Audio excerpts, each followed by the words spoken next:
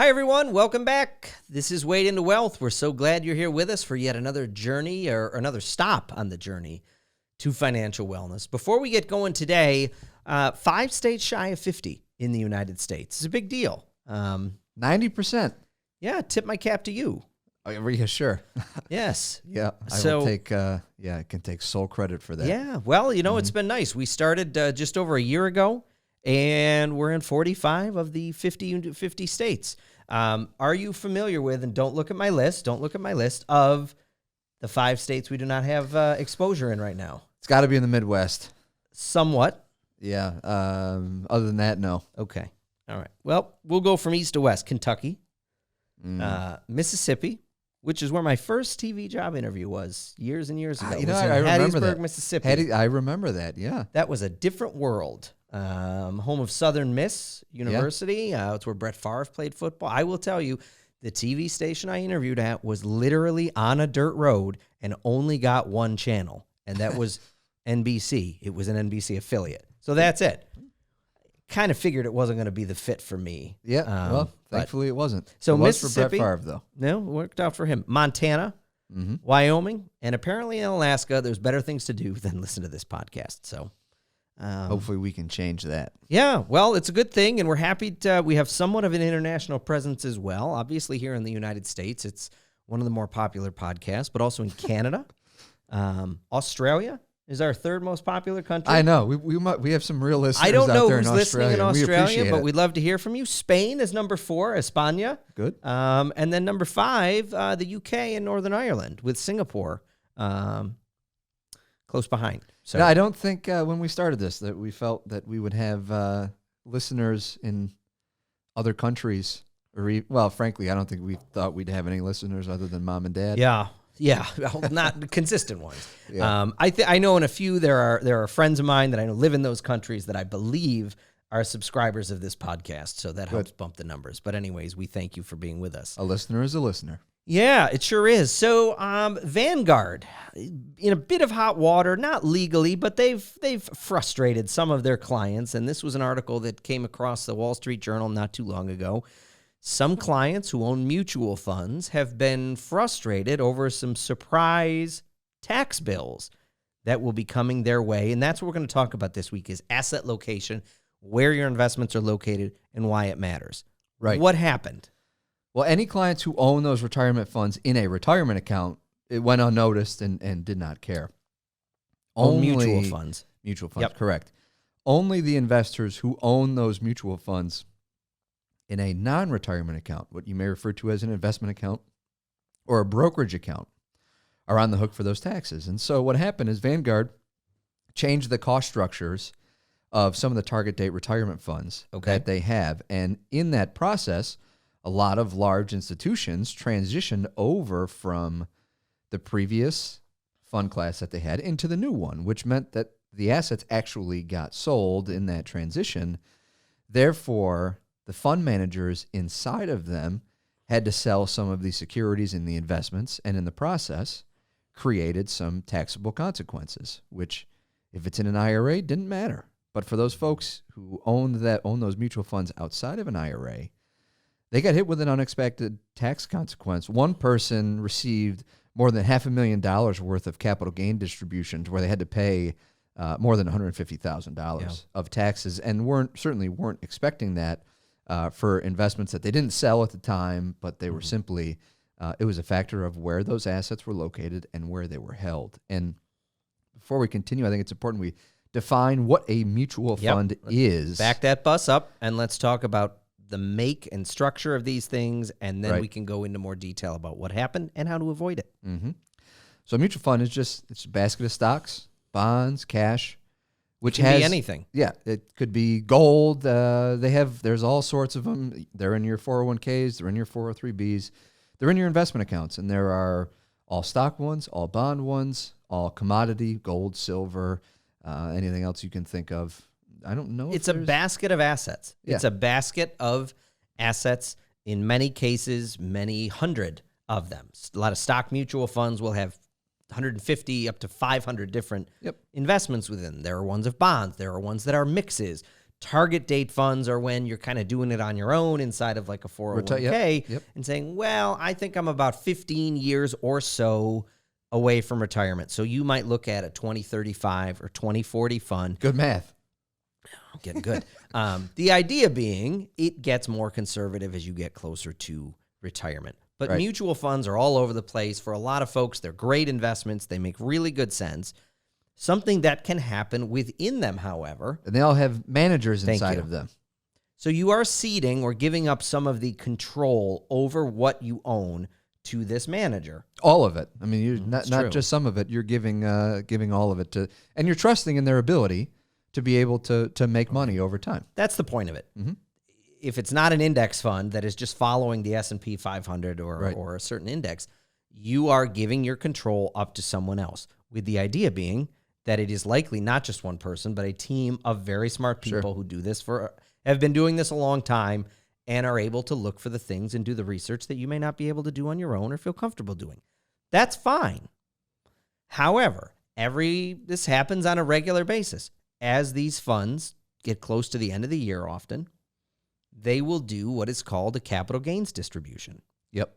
And what that is simply the investment fund managers are going through as they get to the end of the year and looking at the investments within the fund. And they might say there may be a big position of Amazon or Apple in the fund. And let's say that Apple's gone up 50% this year. Meaning that they put in 10 grand and it's worth 15,000. Right. It's done very well. So the fund manager may look at that and say, we're going to take some of the profits on Apple and reallocate that somewhere else. There could be any reason. They may be operating under certain requirements, and they may have to sell their Apple position to bring it back in line with some of the rules of the funds. People sell investments for all sorts of reasons. Right. But when investments are sold towards the end of the year, those are often paid back to shareholders of the fund. Well, and they're kicked out so that the taxes can be shown on the tax return. Inside of a retirement account doesn't matter, because if you make money inside of your 401k, your IRA, 403b, remember that you're only taxed on those accounts when you take a distribution. What happens inside of that account every year doesn't make a difference. But in a non-retirement account, it does. And those taxes will flow to your tax return. And those managers will make changes all throughout the year. And sometimes they are forced to make changes or sell investments, even though they may not want to. Because if investors sell the fund, then the manager has to go in and sell some of the securities to give that investor their portion of the cash that they're taking out of it. Because you're not buying a mutual fund from someone else like you are with a stock or an exchange-traded fund. You're buying it from someone else. So your gain is a subtraction from someone else. With a mutual fund, if you buy it, they are issuing new shares of the fund to you. If you sell it, they are essentially buying your shares back from you and having to cash those investments out that make that up. Correct. Where this can be a real issue, I don't want to go too far because we don't want to get too far off track, but is if in periods like now where there's crisis or chaos or turbulence in the markets and people are really starting to sell their mutual fund positions, well, that can create an issue as mutual fund managers don't have a choice and they have to begin selling larger amounts of the investments within the mutual fund. Or like what happened with Vanguard, where you have large corporate retirement plans or pension plans that change. They may own the same type of a mutual fund, but change it. You have to raise a meaningful amount of cash for them to be able to take those assets elsewhere, even if it's the same fund that if it's two different Vanguard funds, you're taking it out of one, putting it into another, and all of a sudden, these investors who weren't aware of what was going on get left holding the bag of the tax consequences when it's not held inside of a retirement account. Because you do not have a choice. Correct. Whether to You're at the receive mercy. capital gains or not, or whether to have them enacted in your account or not. You don't have a choice. If you own an individual company's stock, well, you have the choice to sell that and potentially realize a capital gain. You don't with a mutual fund, and it's really important to understand that. And in this case, you had people with very large amounts of money allocated towards these funds that now are getting capital gains in the amount of 6 figures plus. That's a big that even though capital gains are typically more favorably taxed, that's going to hurt, especially when you're not expecting it. And it's also not unheard of that the market could go down for the year. Your account could be down for the year, and you could still have, well, yes, but even in those scenarios, you could still have tax consequences that the mutual funds kick off to you, even though you actually lost money in that calendar year. And so, this is something that we think is often overlooked. We hear a lot about asset allocation, or you want mutual funds for diversification, and we're not ragging on mutual funds. We're just pointing out it's important to be aware of the tax consequences that come with the investments that you own in the respective accounts that you have them. And mutual funds are a very good investment. They give you a lot of diversification. They're very good. They're not bad. It's everything in life has its pros and cons. Even mutual funds have their pros and cons.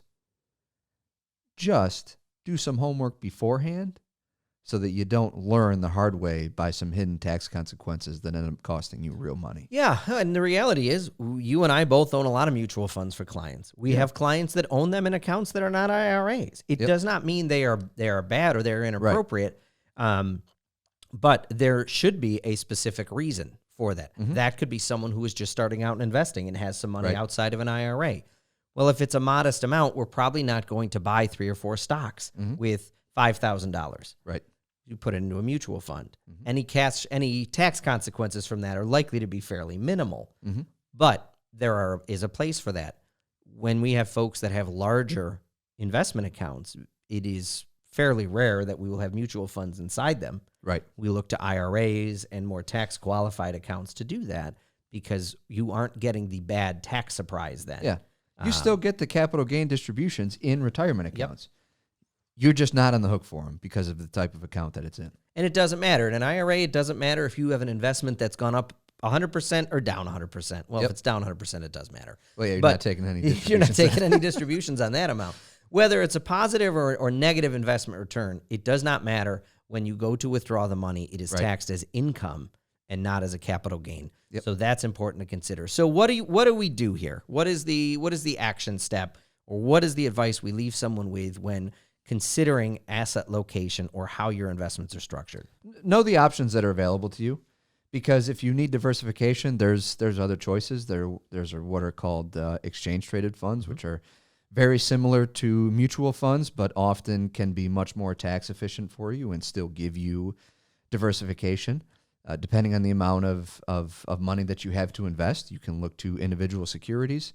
Those are probably the most tax efficient over time, but you also want to make sure that you have the proper amount of diversification. Yes. I would add to that, ask. Yes. Do not, never be afraid to ask. Are there any potential tax consequences here? Would I be on the hook for taxes here? What's the tax ramifications of this? And I know I have folks that ask all the time whether they have investments in an IRA or not. I'll say, well, I think we should get rid of this. And they'll say, well, are there any tax consequences? And often it's in an IRA, and the answer is no, there's not, because it's in an IRA. And they say, oh, okay, all right, no problem. But ask. There is no harm in asking. You should never be afraid to ask questions of any kind. Yeah. And in this situation, it should just be, hey, are there any tax issues I should know about or be aware? And just because there's a potential tax consequence from an investment shouldn't be the be-all or end-all of if you should make that investment. You just want to be aware of it, so it's not a surprise when it comes time to file your taxes. There is a place and a time for many of these different asset classes, whether that's stocks, bonds, mutual funds, exchange-traded funds. The most important thing is communicating, and if you have a relationship with an advisor or someone that you trust, to ask them and also make it known. Hey, I'd really like to keep the tax consequences to a minimum of this. I have several clients who I know. Absolutely. Anything outside of an IRA, we are absolutely trying to minimize tax consequences. And there's strategies for that. There's a strategy for everything. That's right. Even being your brother. There certainly is. It probably was just to ignore a lot of what I said and did when you were younger. Still do. Still do. Yeah. Well, smart. And, Yep. and in my case, that is just I let you say something, and then I say, Ethan, you told me that yesterday. You told me that 3 times. I know the story now. Yeah, that So, sounds about right. That's okay. Yep. That's all right. We all have our pros and cons. We sure do. But don't be afraid to ask. The fact of the matter is capital gains can become a problem if you aren't willing to ask or be aware of where certain kinds of investments are being held and allocated. Yep. As some of these folks who had these Vanguard mutual funds have found out. And the other reason is this is why I'm going to give ourselves a plug here. There's value. This is why there is value. And I remember when we were first learning this, someone that I still to this day, Brian Holtage, who you remember, Brian, is somebody that helped when we were learning and training in this. And I remember him dialing Vanguard's number and asking for investment advice and being told, we can't give investment advice, but we can tell you about our mutual funds. Right. There's value in advice. There's value in a relationship that you trust. Yeah, the job isn't just buy this mutual fund or not. I mean, there's so many more things that go into your retirement plan, understanding and preventing unnecessary tax consequences. It's so much more involved that if you ask, you're bound to see even more value that you can have to avoid unnecessary pitfalls. Yeah. So ask, because if you don't know, now you know, investor. We're back next week with more Wade into Wealth.